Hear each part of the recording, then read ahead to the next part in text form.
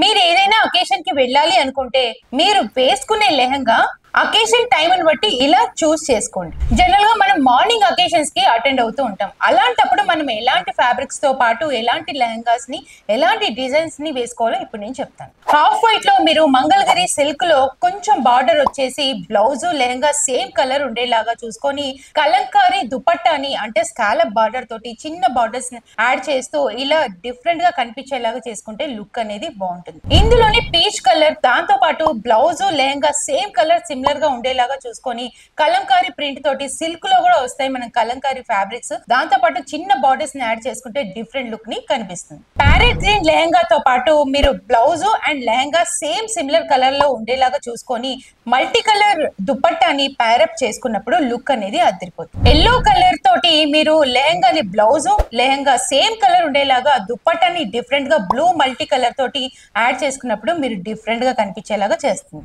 మరిన్ని fashion tips కోసం ఈ పేజ్ ని అయితే ఫాలో అయిపోండి.